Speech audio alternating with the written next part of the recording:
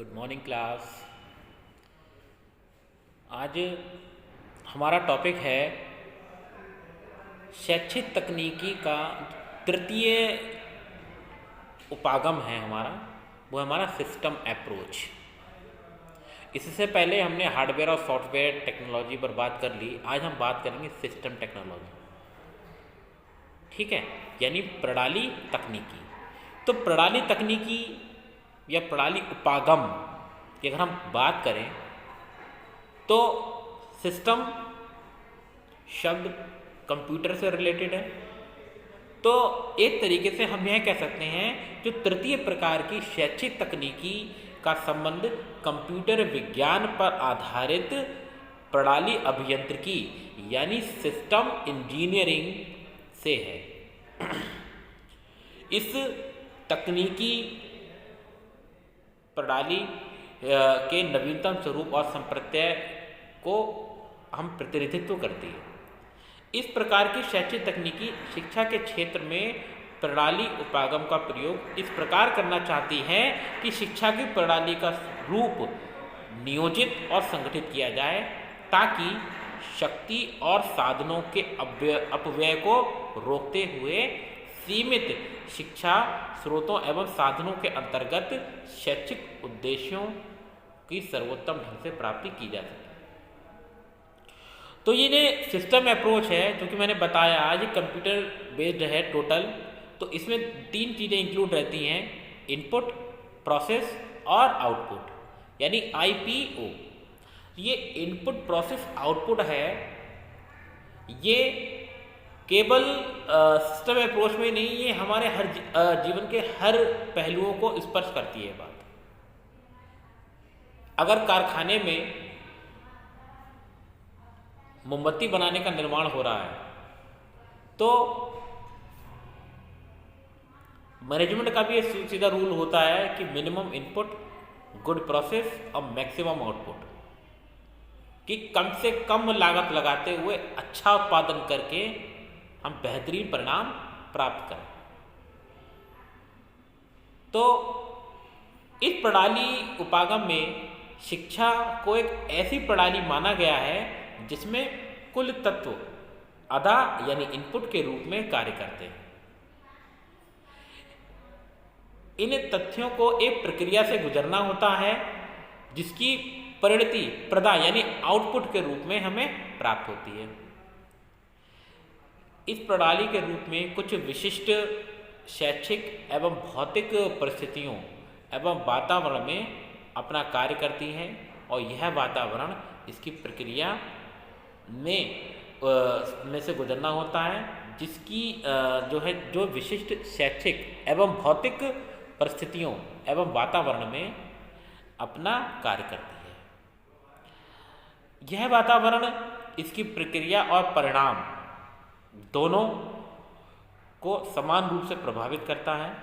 किसी भी प्रणाली में प्रदा के रूप में एक समय में अधिक उपस्थित विशिष्ट शैक्षिक एवं वातावरण में अपना कार्य करती है। किसी भी प्रणाली में प्रदा के रूप में प्राप्त परिणाम ही उस प्रणाली के लिए निर्धारित उद्देश्यों की प्राप्ति का कार्य करता है, चाहे प्रधानाध्यापक हो, अधिकारीगण हो, पाठ्यक्रम हो या शिक्षा अधिगम सामग्री हो, अन्य स्रोत इस प्रणाली में अदा के रूप में कार्य करते हैं। यह वह मूल सामग्री है जिसकी तुलना किसी कल कारखाने में कुछ उत्पादन करने के लिए प्रयोग में लाए जाने वाले कच्चे माल, भौतिक साधनों तथा मानवीय श्रम स्रोतों से की जा सकती है। अदा से संबंधित सभी तत्वों को सामग्री की प्रक्रिया के भीतर से गुजरना होता है। यहाँ विद्यार्थी और अध्यापक अंतःक्रिया प्रणाली प्रक्रिया में सहायक भूमिका निभाते हैं।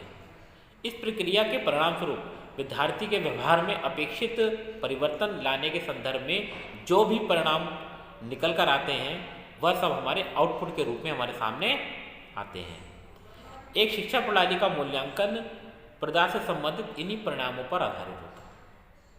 ठीक है, अब जैसे आप कक्षा में एक अध्यापक हैं और आपके समक्ष कुछ बच्चे हैं जो इनपुट के रूप में आपके सामने आए हैं। अब उन बच्चों कि व्यक्तित्व को निखारने के लिए आपने उपयुक्त शिक्षण विधियों का प्रयोग किया, शिक्षण सूत्रों का प्रयोग किया, शिक्षक संहिता का प्रयोग किया। इसके परिणाम स्वरूप क्या हुआ? बच्चों के व्यवहार में परिवर्तन देखने को मिला आपको, उनका रिजल्ट अच्छा आ गया और वो समाज के अच्छे जिम्मेदार नागरिक बन गए।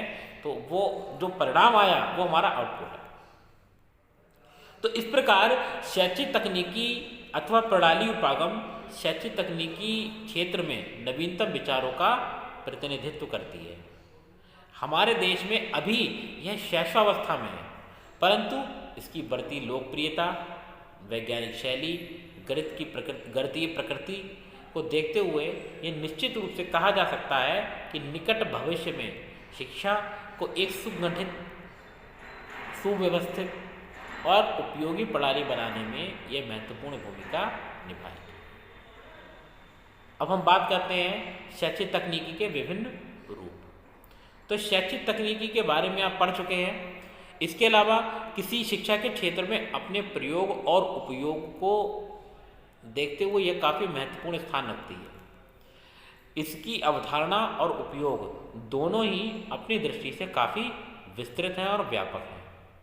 अपने इस व्यापक रूप में शैक्षिक तकनीकी न केवल विज्ञान और तकनीकी शास्त्रों से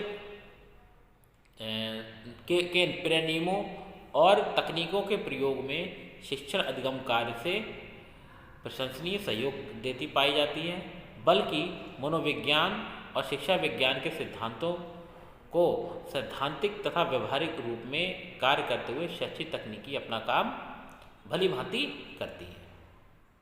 तो सामान्य रूप से हम कहें कि प्रचलित शैक्षिक तकनीकी को इन रूपों में हम निम्न प्रकार वर्गीकृत कर सकते हैं। पहला है हमारा टीचिंग टेक्नोलॉजी यानी शैक्षिक तकनीकी। दूसरा आता है हमारा instructional technology, behaviour technology, instructional design technology. ठीक, तो कुल 4 तकनीकियों में हम इस प्रकार बात करते हैं। आज हम बात करेंगे शिक्षण तकनीकी यानी टीचिंग टेक्नोलॉजी की। तो जैसा कि पहले कहा जा चुका है कि शैक्षिक तकनीकी एक उपप्रणाली के रूप में शिक्षण तकनीकी का संबंध शिक्षण प्रक्रिया को व्यवस्थापन संबंधी कार्यों से है। लेकिन यहाँ शिक्षण से तात्पर्य केवल मात्र शिक्षण कौशलों के प्रयोग करने से नहीं है।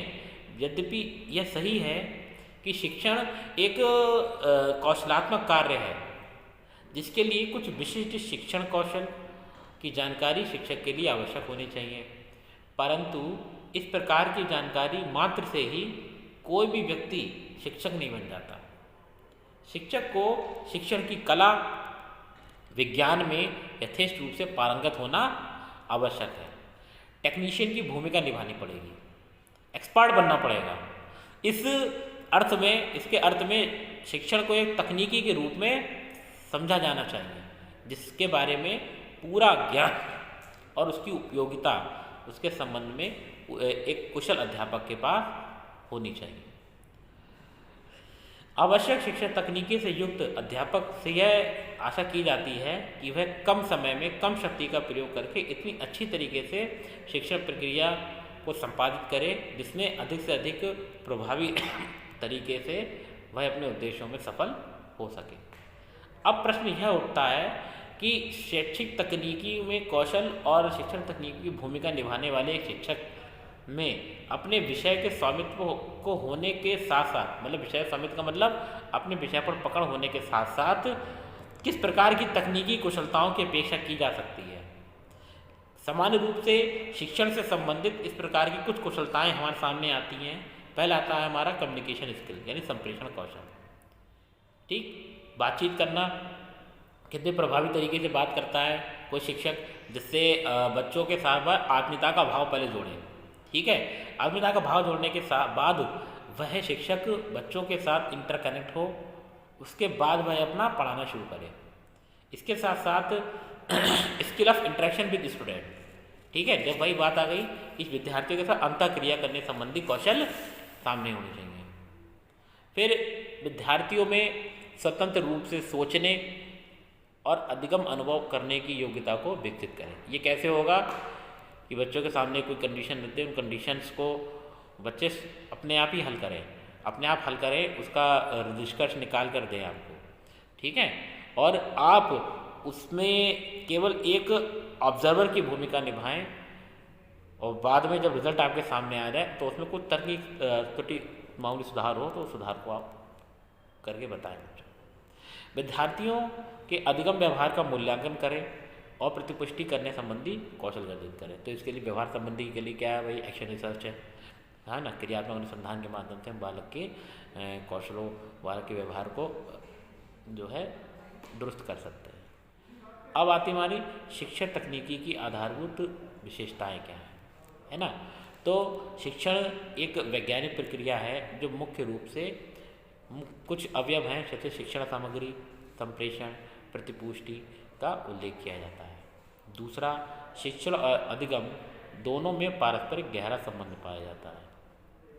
अधिगम संरचनाओं के रूप में समुचित शिक्षण तक परिस्थितियों में पैदा करके विद्यार्थियों को अंतिम के लक्ष्य व्यवहार तक पहुंचाया जा सकता है। आधुनिक उच्च तकनीकों उसके बिना भी प्रतिपुष्टि प्रदान करके वांछित शिक्षण कौशलों का अर्जन और विकास किया जा सकता है। उचित शिक्षण माध्यमों से पूर्व निर्धारित उद्देश्य अधिगम उद्देश्यों की प्राप्ति की जा सकती है। अधिगम प्रेरणा में तकनीकों की सहायता से शिक्षक और विद्यार्थी दोनों ही शिक्षण और अधिगम परिणामों में यथेष्ट वृद्धि कर सकते हैं। तो शिक्षण तकनीकी के बारे में जान लिया। कल हम इसके दूसरा अवयव अनुदेशन तकनीकी के बारे में जानेंगे। Thank you class.